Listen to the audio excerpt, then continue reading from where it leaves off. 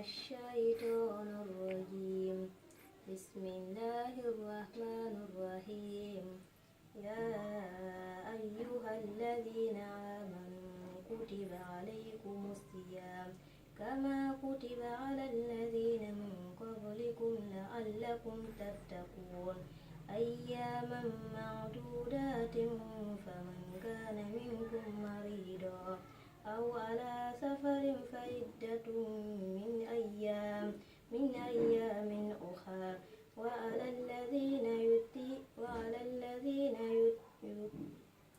يطيقونه فدية طعام مسكين فمن تطوع أي خيرا فهو خير له وأن تصوموا خير لكم إن كنتم تعلمون صدق الله العظيم. الحمد لله رب العالمين والصلاة والسلام على من لا نبي بعده وعلى آله وأصحابه ومن تبعهم بإحسانه إلى يوم الدين. رب اشرح لي صدري ويسر لي أمري واحلل عقدة من لساني يفقهوا قولي. سبحانك لا علم لنا إلا ما علمتنا إنك أنت العليم الحكيم. Toutes nos louanges à Allah, le maître de l'univers. Alors nous implorons sa grâce et sa bénédiction sur notre prophète Mohammed sallallahu alayhi wa sallam. Alors chers frères et sœurs, je vous lance le salam qui est bel et bien le salut de la fraternité, le salut des gens du paradis. Assalamu alaikum wa rahmatullahi wa barakatuh. Alors, c'est encore l'école, le groupe PMQ, Petit Musulman du quartier. Cette fois-ci, on a choisi de causer avec vous le verset qui parle du jeûne du mois de Ramadan. Alors, qu'est-ce que Allah subhanahu wa ta'ala nous dit concernant le Ramadan? Premièrement, remarquez que ce que la sœur vient de lire, elle a commencé par le verset qui dit Ya ayyuhal lazina amanu kutiba alaykum siyam. Alors, si on s'arrête là-bas avec les deux mots, les deux trucs d'abord, on remarque que Allah a été clair. Puisque Allah dit Ya ayyuhal lazina amanu. Et remarquez que lorsque Allah fait appel dans le Coran, c'est-à-dire il n'appelle pas les gens de la même façon. Deux fois il peut dire Ya ayyuhan nas, faites ça et faites ça et faites ça. Comme le hadith qui dit Ya ayyuhan nas, ya kumul khaziba, oh les êtres humains ne mentez pas, ou bien on dit Ibn Adam, ou Ya Bani Adam, etc., etc. Mais deux fois Allah fait une distinction. Il dit Ya ayyuhal lazina amanu. Donc ça veut dire que Allah n'a jamais invité les incroyants à jeûner Ramadan. Alors, Allah n'a jamais invité les hypocrites à jeûner Ramadan. Alors, Allah a été clair, il a dit Ya ayyuhal lazina amanu. Oh vous qui avez cru, kutiba alaykum siyam. C'est sur vous, le Ramadan est sur vous. Alors, donc ici, c'est clairement dit que pour jeûner Ramadan, alors si tu n'es pas pur, c'est à toi de te purifier pour devenir un croyant pour pouvoir jeûner.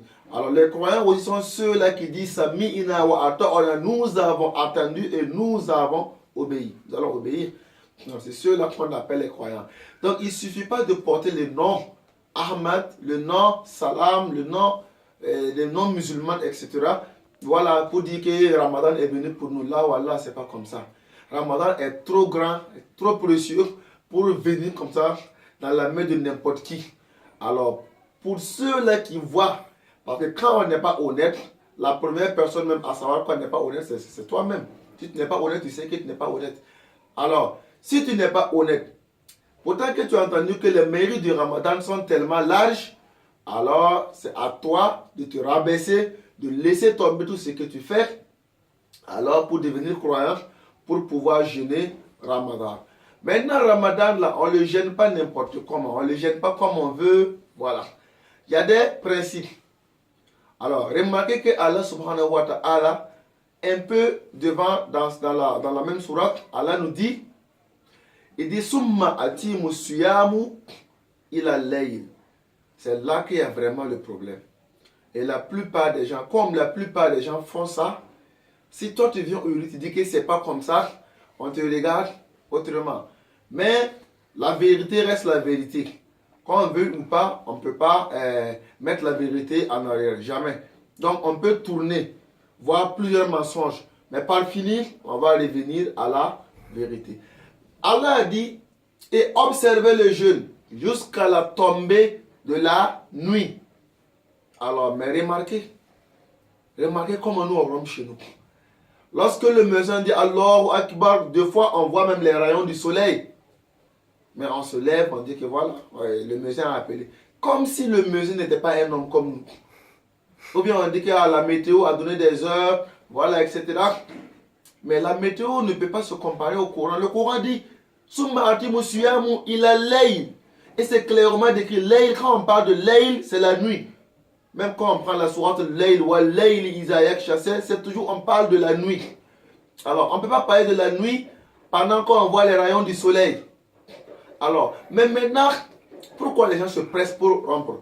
Parce qu'il y a un hadith, je dirais faux hadith, que les gens racontent. Qu'est-ce que les gens disent?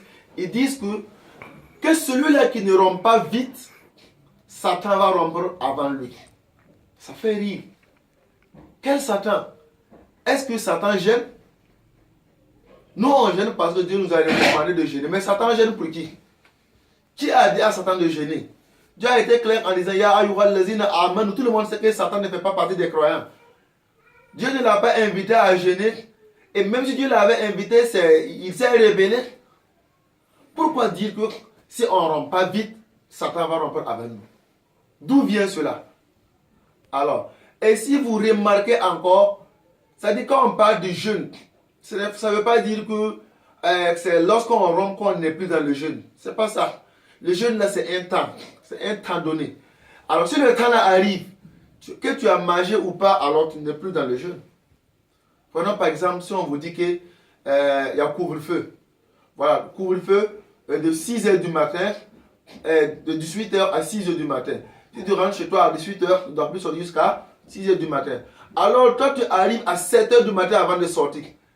C'est vrai que tu es arrivé à 7h du matin, mais le couvre-feu s'arrêtait à 6h.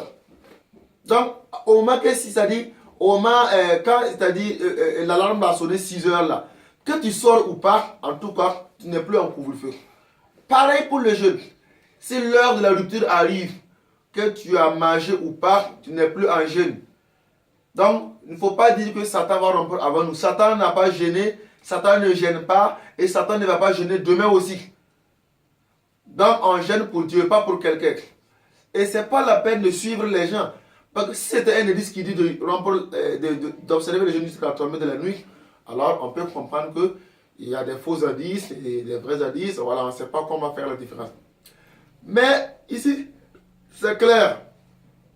Tous les musulmans du monde entier, les Qadiriya, les Tijaniya, les quoi, tous les musulmans du monde entier, ils sont unanimes pour dire que tout ce que le Coran dit, c'est ça. Maintenant, le Coran dit Layl. Il a dit Layl. Mais remarquez qu'il y a 3 temps en arabe. Lorsqu'on dit Khouroub, ça c'est le soir. Quand on dit Maghrib, tout le monde connaît l'heure de Maghrib. Mais quand on dit Layl, il faut dépasser Maghrib pour atteindre Layl. Pourtant, le Coran a dit ici Layl. Donc, c'est bel et bien clair qu'on doit rompre le jeûne là à Layl, à la nuit tombée. Voilà. Donc, lorsqu'on regarde, lorsqu'on voit qu'on voit plus de rayons du soleil, voilà, donc maintenant on peut rompre le jeûne, Inch'Allah. Donc, c'est tout ce qu'on avait aujourd'hui comme présentation. Voilà, là où ça a donné, ça vient des maîtres. Et là où ça n'a pas donné, le rêve vient de nous. On demande à Allah subhanahu wa ta'ala de nous assister, qu'il nous donne la force et le courage de continuer avec nos publications, Inch'Allah. Et nous aussi, on invite les frères et sœurs, on vous invite à nous confier aux enfants, afin qu'on puisse les apprendre comment lire le Coran comment c'est-à-dire vivre dans la communauté actuelle. Vous voyez comment le prophète il a dit qu'il y aura un temps que l'islam sera comme une braise de feu. Alors, si tu l'attrapes, ça te brûle. Et si tu jettes, c'est un problème.